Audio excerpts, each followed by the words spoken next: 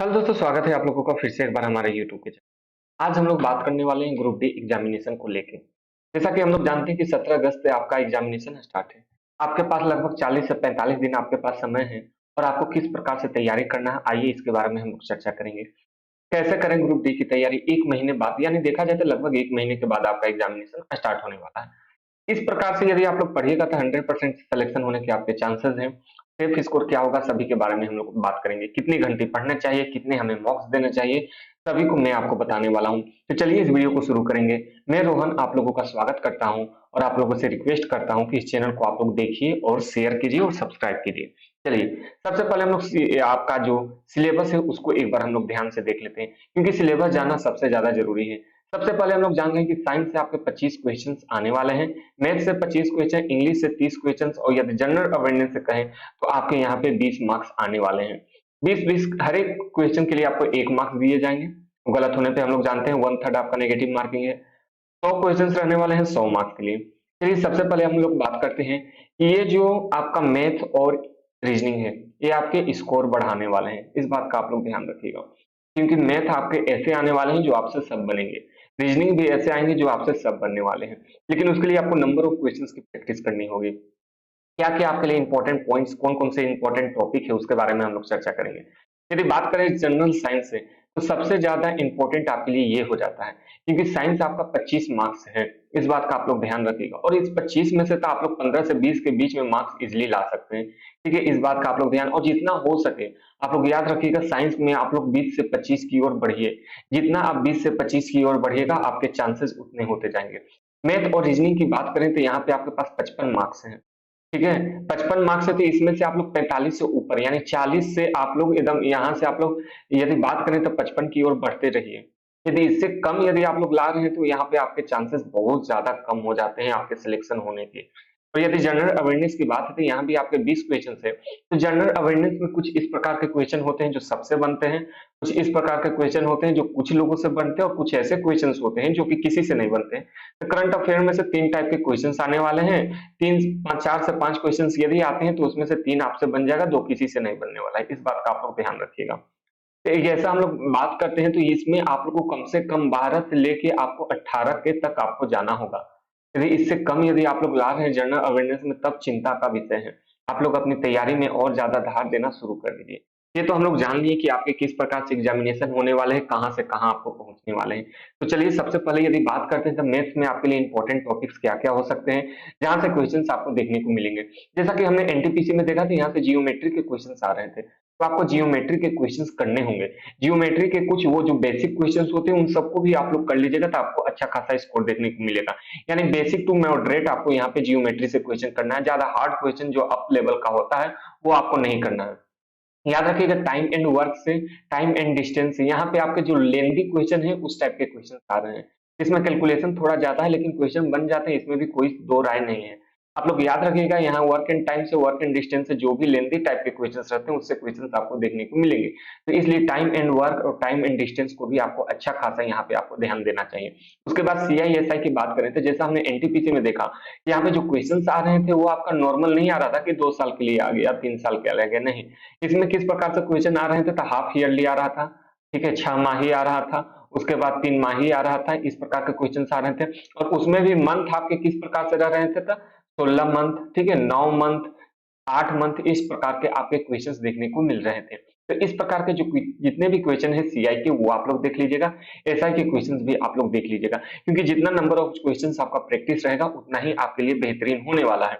चलिए यदि बात करें यहाँ प्रॉफिट एंड लॉस से, तो आपको क्वेश्चन देखने को मिलेगा, और प्रॉफिट एंड लॉस के में भी क्वेश्चंस आपको बढ़िया से प्रैक्टिस करना होगा, क्योंकि कुछ यदि इसमें लेंथी प्रकार के क्वेश्चन आ जाते हैं तो फिर वहां पे आप लोग फंसिएगा। क्वेश्चंस देखने में आपको आसान लगेंगे लेकिन जैसे-जैसे कीजिएगा उसमें आप लोग फँसते रहिएगा। इसलिए क्वेश्चंस को आपको आइडेंटिफाई भी करना होगा, कौन हमको अभी बनाना है, कौन हमको छोड़ देना है, और किस प्रकार से इसको फिर लास्ट में हमको चेक आउट करना है। इस बात का आप लोग ध्यान रखिएगा, और इतने जो क्वेश्चंस, ये जो इंपॉर्टेंट टॉपिक्स है, इन सब के अलावा है तो इसका मतलब ये नहीं है कि सिर्फ आपको यही पढ़ना है।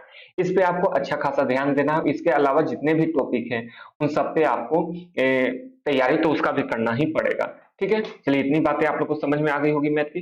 रीजनिंग की बात करें तो यहाँ पे सीटिंग अरेंजमेंट से आपको क्वेश्चन पक्का देखने को मिलेगा, सीटिंग अरेंजमेंट से क्वेश्चन देखने को मिलेगा। और इस एग्जामिनेशन में आपको क्लॉक से और कैलेंडर, इन दोनों से ही क्वेश्चंस देखने को मिलेगा। तो इन तीनों सब्जेक्ट को, चैप्टर को आप लोग बढ़िया से देख लीजिएगा।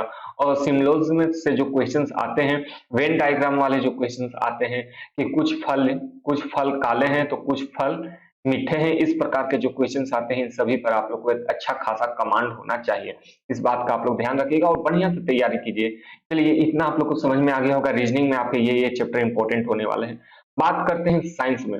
जो साइंस का आपका यहाँ स्कोरिंग चैप्टर भी होने वाला है, स्कोरिंग आपका होने वाला है। यहाँ से यदि आप लोग को आता है तो उसका आंसर आप लोग को बना लीजिएगा।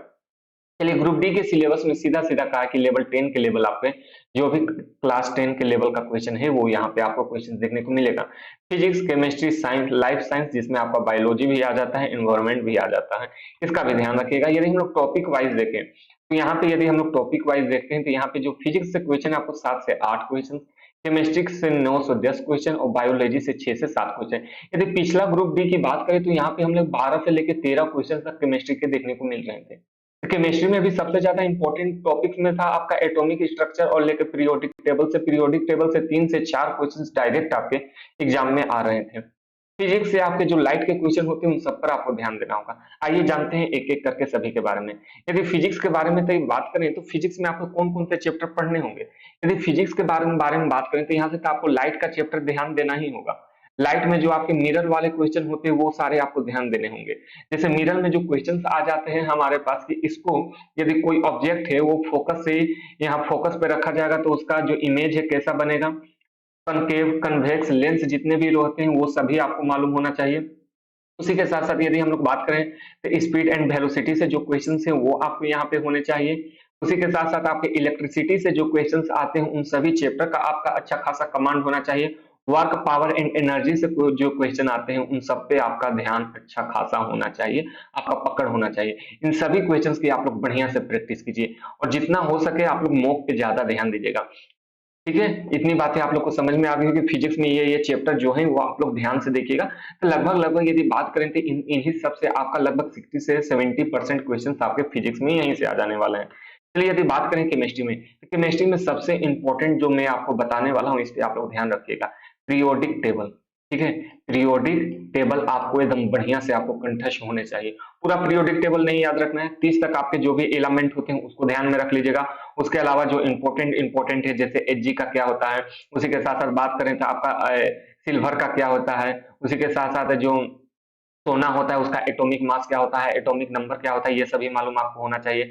एटॉमिक स्ट्रक्चर, ठीक है, एटॉमिक स्ट्रक्चर के अंदर ही आपका पीरियोडिक टेबल आता है। तो इस चैप्टर को आप लोग ध्यान से देखिएगा, यहीं से आपके 4 से 5 क्वेश्चन आ जाएंगे, डायरेक्ट आपके एग्जामिनेशन में पूछे जाएंगे।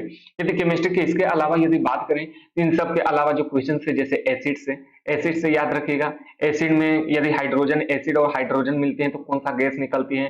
ठीक है, कार्बन, उसके बाद जो फॉर्मूलेज होते हैं, बेकिंग सोडा का फॉर्मूला क्या है, वाशिंग सोडा का फॉर्मूला क्या है, जिप्सम का फॉर्मूला क्या है, पीओपी प्लास्टर ऑफ पेरिस का फॉर्मूला क्या है, इन सभी फॉर्मूलास को भी आप लोग देख लीजिएगा। Atomic number, atomic structure, atomic mass, इससे क्वेश्चंस आपको डायरेक्ट एग्जामिनेशन में पूछे जाएंगे।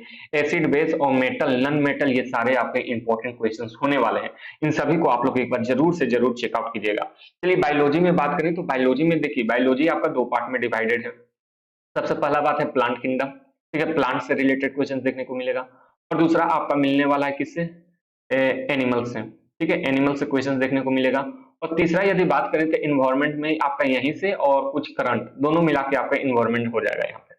यदि प्लांट का यदि बात करें तो आपको एनिमल जो है, एनिमल से रिलेटेड जितने भी क्वेश्चन है जैसे एनिमल किंगडम हो गया, ये आपको ध्यान रखना चाहिए।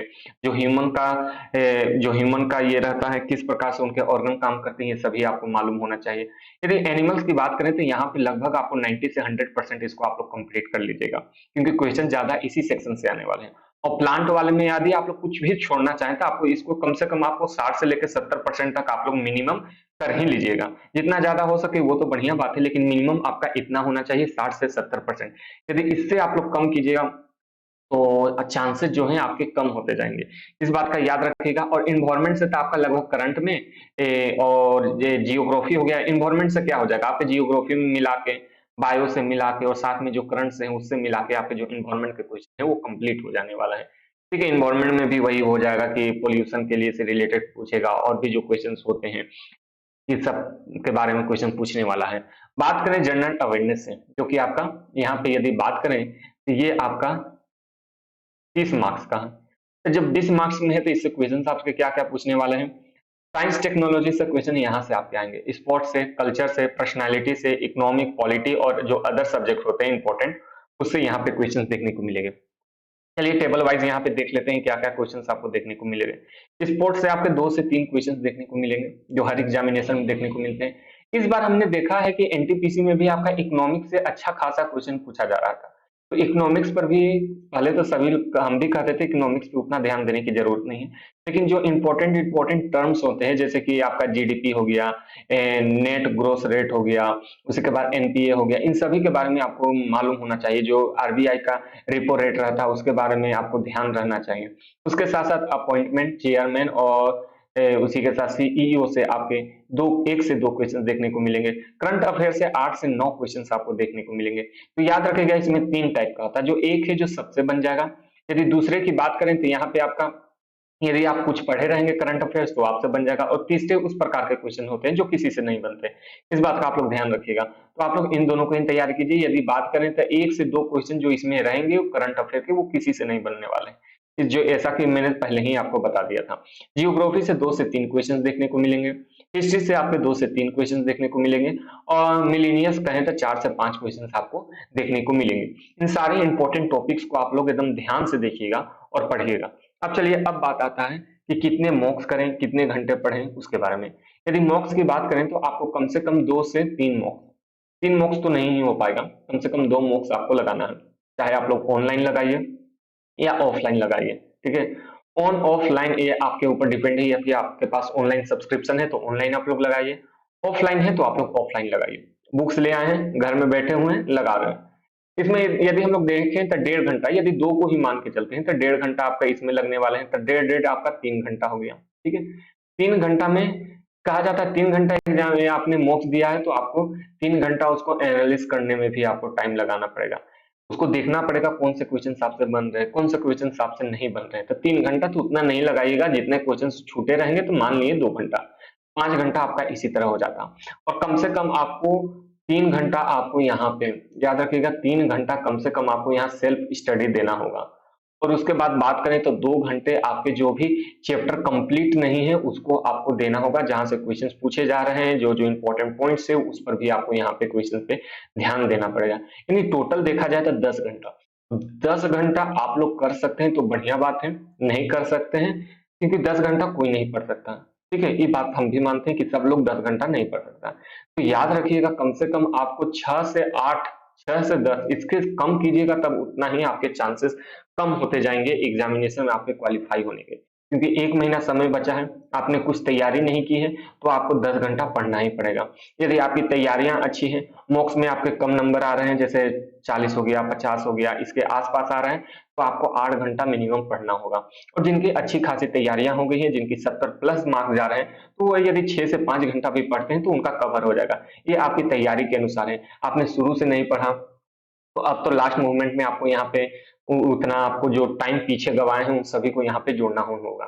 ठीक है, इस बात का आप लोग ध्यान रखिएगा। जो पॉइंट्स आपको समझ में नहीं आई होंगे कमेंट करके आप हमसे पूछिएगा, तो उसका जवाब मैं आपको जरूर से फिर से डिटेल से वीडियो बनाऊंगा, फिर आपको बता दूंगा किस किस प्रकार से आपने कहाँ डाउट्स आ रहे थे, क्या करना था। चलिए सेफ स्कोर की बात करते हैं।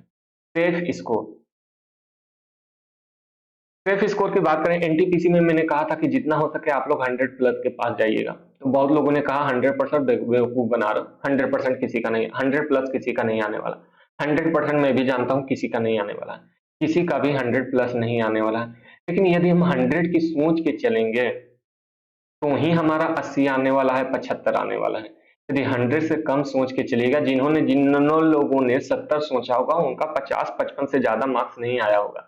ध्यान रखिएगा। और जिन्होंने 100 मार्क्स मान के चला होगा तो उनका 75 प्लस यहाँ पे मार्क्स जरूर से जरूर आया होगा। चलिए अब हम लोग बात करते हैं कि ग्रुप डी में आपका क्या सेफ स्कोर होने वाला है। यदि डी की बात करें यानी ग्रुप डी की बात करें तो यहाँ से एक बात का आप लोग ध्यान रखिएगा, आपने जिस भी बोर्ड से भरा होगा वो मैं एक कॉमन बोर्ड बता रहा हूँ कि इससे यदि आपके मार्क्स आ रहे हैं, इससे प्लस यदि आपके जा रहे हैं मार्क्स तो बहुत बढ़िया, आपके चांसेस बहुत ज्यादा हैं। यदि इससे कम मार्क्स आ रहे हैं तो आपके चांसेस आपको सुधारने होंगे। जैसे कि यदि 1 मार्क्स रखते हैं 70, ठीक, 70 से जितने प्लस आप लोग जाइएगा उतना आपके चांसेस बढ़ते रहेंगे। 70 नहीं 65 कहते हैं, 65 से 70 के बीच में यदि मार्क्स आपके अभी से आ रहे हैं, अभी मैं बात कर रहा हूँ, अभी जिनके 50 आ रहे हैं उसको इंक्रीज करिए और 65 से 70 तक लेके जाइए। ध्यान रहे, इसको आप लोग इंक्रीज करके 65 से 70 तक ले जाइए। जिनका 40 आ रहा है, जिनका भी 40 मार्क्स आ रहा है, तो 15 दिन के अंदर इसको 50 तक कीजिए। और फिर जिनका अभी 50 आ रहा है, तो वे 15 दिन के अंदर इसे आप लोग कम से कम 55 तक कीजिए। ठीक है, और फिर 15 दिन के बाद आपको इसमें फिर से आपको एकदम, और 15 दिन के बाद आपको कम से कम जिनका 40 आ रहा था अब इसको आपको 60 तक लेके जाना है, और जिनका 55 आ रहा था उन्हें 65 प्लस यहाँ पे लेके जाना है। ठीक है, धीरे धीरे आप इंक्रीज नंबर कीजिए, एक साथ इंक्रीज नहीं होने वाला है। 65 से 70 जितने ज्यादा आपके मार्क्स बढ़ते जाएंगे उतने आपके चांसेस ज्यादा होते जाएंगे आपके सिलेक्शन होने के लिए। ये सारी पॉइंट्स है जो आपको ध्यान में रखना है, कौन से टॉपिक से कहां से पढ़ना है, सभी चीज इंपॉर्टेंट जो कीवर्ड्स होते हैं जहां से क्वेश्चंस डायरेक्ट आपको पूछे जा सकते हैं, उन सभी टॉपिक्स के बारे में हम लोगों ने जाना। मैथ, रीजनिंग, साइंस और हमारे जो करंट अफेयर्स के हैं, जीके के क्वेश्चन से उससे हम लोगों ने जाना। सेफ स्कोर क्या होने वाला है उसके बारे में हम लोगों ने चर्चा किया, किस प्रकार से पढ़ना है उन सभी के बारे में चर्चा हम लोगों ने किया। यदि इन सब के अलावा आपके मन में कुछ भी डाउट रहा हो कि ये पॉइंट हमें समझ में नहीं आया, तो आप लोग कमेंट कीजिएगा, तो उसका जवाब मैं जरूर से जरूर देने की कोशिश करूंगा। यह वीडियो कैसा लगा है आप लोग कमेंट करके आपके जो भी विचार है हमें जरूर से जरूर बताइएगा। इस चैनल को आप लोग देखिए, शेयर कीजिए अपने दोस्तों के साथ, और वीडियो को लाइक कीजिए और सब्सक्राइब भी जरूर से जरूर कीजिए। आज के इस वीडियो में इतना ही रखते हैं, यदि नए होंगे तो आप लोग चैनल सब्सक्राइब जरूर से जरूर कर लीजिएगा। आज के लिए इतना ही, थैंक यू।